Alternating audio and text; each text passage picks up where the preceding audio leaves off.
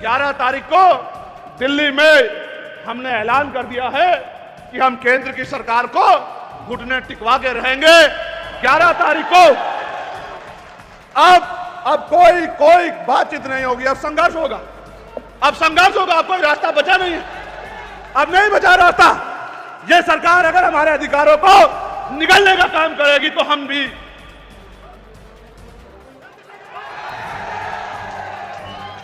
सरकार किसी भी कीमत पर अपने आप को संविधान से बड़ा ना समझे और पिछले दरवाजे से ये जो अधिकारों को निस्तानाबूद करने की जो तैयारी सरकार ने की है वो हमें दूध पीते बच्चे ना समझे। अगर संवैधानिक मर्यादा में समझोगे तो संवैधानिक मर्यादा में समझाएंगे, और अगर गुंडागर्दी करोगे तो गुंडागर्दी का भूत ऐसे चुटकियों में निकाल दिया जाएगा कि दोबारा गुंडागर्दी करने की सोच भी नहीं रख पाओगे। 10 तारीख की रात से ही और अभी से ही मन पक्का करके अपनी डायरी में लिख लो कि एक दिन हमें अपने अधिकारों को बचाने के लिए दिल्ली चलना है। ये पूरा दिन हमारा दिल्ली में संकल्प के साथ है कि अब कोई डाका, अब कोई लूट हम अपने अधिकारों पर नहीं चलने देंगे। वो दिन चले गए कि एक लाठी से पूरे गांव को हाक दिया जाता था, वो दिन चले गए। अब तो वो दिन है, अगर संवैधानिक मर्यादा में समझोगे तो संवैधानिक मर्यादा में समझाएंगे, और अगर गुंडागर्दी करोगे तो गुंडागर्दी का भूत ऐसे चुटकियों में निकाल दिया जाएगा कि दोबारा गुंडागर्दी करने की सोच भी नहीं रख पाओगे। इसलिए मैं आपसे अपील करता हूं कि आप मेरी इस प्रार्थना को, मेरे इस आग्रह को, मेरा दर्द और भविष्य की जो चिंता महान पुरुषों के आंदोलन को आगे बढ़ाने की मुझे है, उसको ध्यान में रखते हुए अपनी अपनी जिम्मेदारियों पर जुटे। मैं धन्यवाद दूंगा विनोद कुमार जी का, गुलशन कुमार जी का, निखिल वाल्मीकि जी का, अमित वाल्मीकि जी का, अनुज जी का, कपिल बेदी जी का, राहुल वाल्मीकि जी का, विकास जाटव जी का, नीतू कुमार जी का, सनुज गौतम जी का, दीपक जाटव जी का, देशराज गौतम जी का, शिवा राठी जी का, एडवोकेट संजीव कुमार जी का, जो हमारी भीम आर्मी के जिलाध्यक्ष है, राकेश करदम जी का, राहुल जाटव, शकील अहमद, महेश चंद, दिनेश सागर, विनोद रईस, डॉक्टर आशीष, प्रवीण कुमार, एडवोकेट मोनू कुमार जी का, और हमारी गाजियाबाद पेरेंट एसोसिएशन की टीम ने, हमारी बहन सीमा त्यागी जी ने प्रदेश सरकार एवं अधिकारियों की उदासीनता के कारण निःशुल्क एवं अनिवार्य बाल शिक्षा अधिकार अधिनियम 2009 आरटीआई की धारा 12(1) गै के अंतर्गत चयनित अलावी समूह को दुर्बल वर्ग के लाखों गरीब एवं आर्थिक रूप से कमजोर अभिभावक के बच्चों को प्रदेश में शिक्षा के मौलिक अधिकार से वंचित करने की आवाज सदन में उठाने की मुझसे अपील की है। मैं वचन देके कहता हूं कि इस बार जब पार्लियामेंट चलेगा तो आपके मुद्दे को मैं पूरी ताकत से पार्लियामेंट में उठाने का काम करूंगा, और सिर्फ उठाने का काम नहीं करूंगा, इन स्कूलों में जाकर इन स्कूलों की वास्तविक स्थिति को देखे और एक रिपोर्ट बना के पार्लियामेंट में स्पीकर साहब को सौंपने का काम करूंगा। और अगर ये स्कूल कॉलेज नहीं सुधरेंगे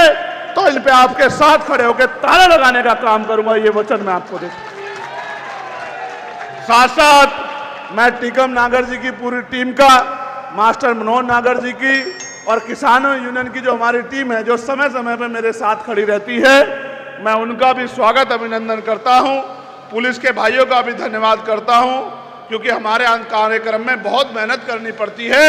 ये नौजवानों का कार्यक्रम इसमें ज्यादा रहता है, जोशीले लोग ज्यादा रहते हैं, तो इनको बड़ा संघर्ष करना पड़ता है।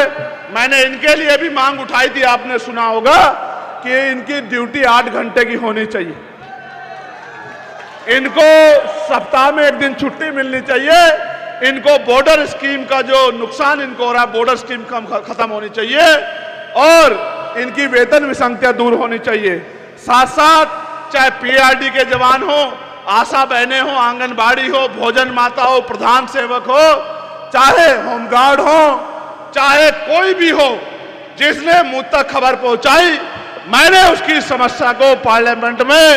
भाई होने के नाते उठाने का काम किया और आगे भी निडर होके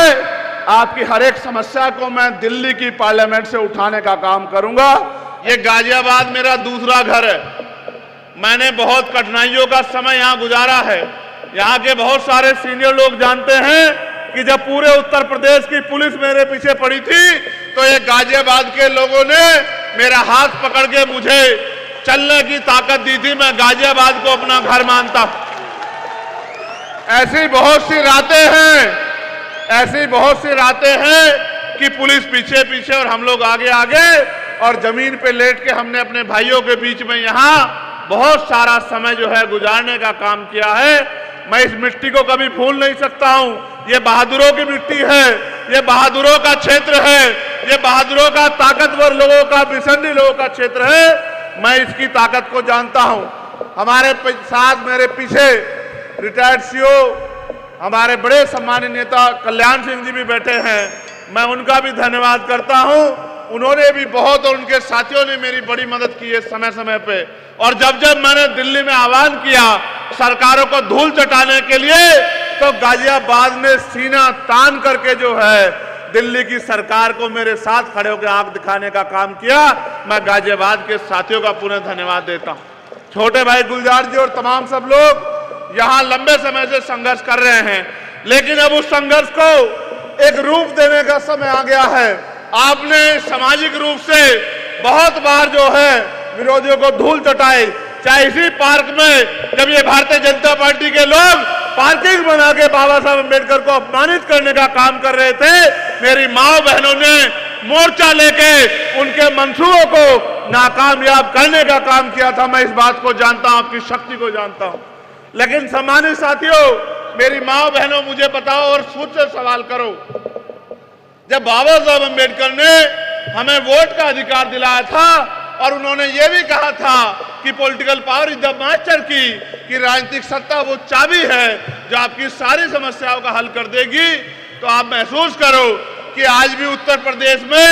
और देश के हर एक कोने में कमजोर वर्ग के लोग रोटी कपड़ा मकान से वंचित क्यों हैं, उन पे बुनियादी सुविधाएं क्यों नहीं है, आज भी उनको इंसानों जैसा जीवन क्यों नहीं मिल रहा है। जब हम इस बात को देखेंगे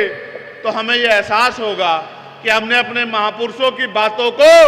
कानों से तो सुना है, लेकिन उस पर जिम्मेदारी से अमल नहीं किया है। जिस दिन हम जिम्मेदारी से अमल करेंगे और अपनी पूरी ईमानदारी से, जिस तरह से हम 8 घंटे अपना पेट पालने के लिए मेहनत रोजगार करते हैं, मजदूरी करते हैं, नौकरी करते हैं, और 8 घंटे 10 घंटे की मेहनत में कुछ पैसे कमा के अपने बच्चों का पेट पालने का काम करते हैं, अगर 2 घंटे भी हम लोग मिशन का काम करें, अपनी पार्टी का काम करें और बहुजन समाज में भाईचारा पैदा करने का काम करें, तो वो दिन दूर नहीं कि राजनीतिक शक्ति आपके हाथ में होगी। आप ये जानते हो नहीं जानते हो कि जिस दिन से आप लोगों ने, मैं पुनः धन्यवाद करूंगा आपका, कि आपने एक एक पैसा जुटा के,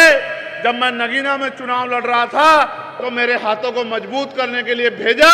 और आपके उस पैसे से इतनी ताकत मिली कि आज आपका बेटा चंद्रशेखर आजाद दिल्ली में पार्लियामेंट में खड़े होकर आपके हर एक अधिकारों के लिए संघर्ष करने का काम करता।